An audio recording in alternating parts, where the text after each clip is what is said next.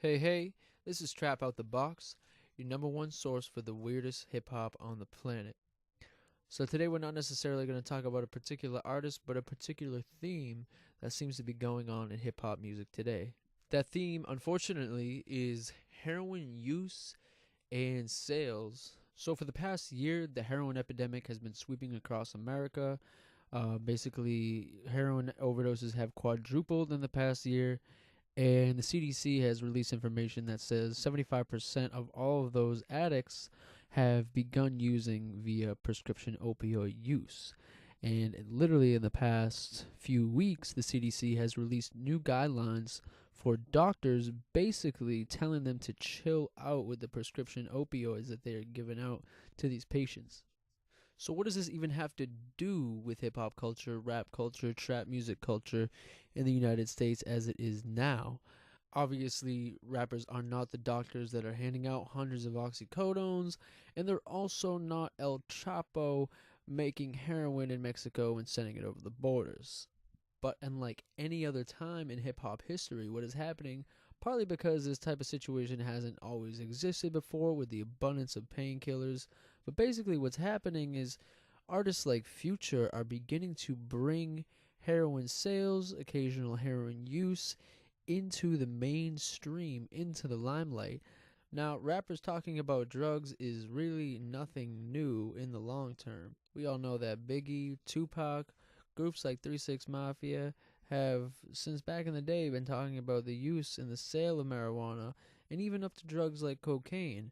But realistically, none of that surprises us anymore because it all seems so common.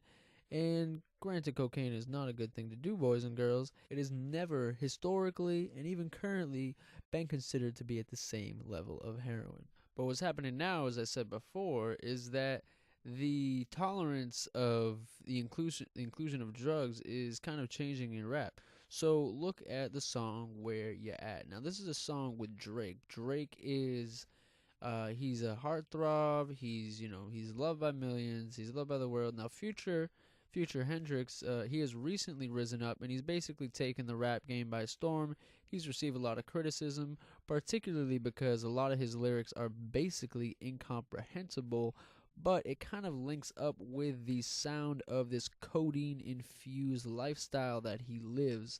But in this song in particular, a few times Future Hendrix mentions a thing called dog food. Now, I had to verify this on Urban Dictionary, a very trusted source that I use all the time, to figure out exactly what dog food was, although I had a hunch. So basically, dog food is slang for heroin, and he is talking about how he is able to make a lot of money off of, quote, mutts, people who fiend for heroin. Now, this is in the face of the heroin epidemic, as I said before. So it's this crazy contrast when you see on one level we have this huge problem with opiates, heroin, etc.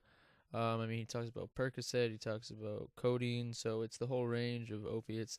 And then on the other hand, we have this mainstream artist who is, as I'll discuss in a second, actually performed on Jimmy Kimmel recently. And he's literally talking about selling heroin and doing Percocets and things like that. Now, if it was just some random guy, like some random rapper that nobody really knew about, and that he was talking about these things, and there was a certain underground scene for it, that wouldn't be so much of a interesting topic. But the fact is that obviously he's performing on Jimmy Kimmel. Jimmy Kimmel literally holds up the Dirty Sprite 2 CD case, and Dirty Sprite is a mixture of Sprite and codeine syrup, and he's just like, "Oh, here, this is Dirty Sprite 2," and I don't mean to necessarily say that Future or artists like him by any means have caused this epidemic, or even, I don't think I can even have the evidence to say that they've prolonged it in any way, but I just think the juxtaposition is really insane.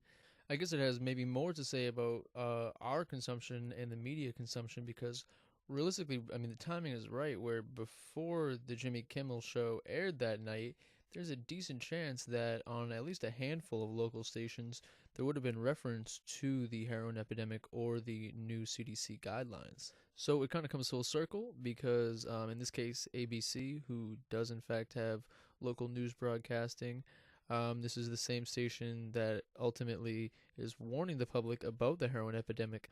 But at the same time, they're also programming shows that are featuring artists, Future in this case, who is a self-proclaimed dope dealer. And I'm not necessarily saying, again, that Future is the cause of this, or even ABC is the cause of this. I think it's a very complex issue, but culturally, I think it's extremely interesting, and it represents a weird juxtaposition.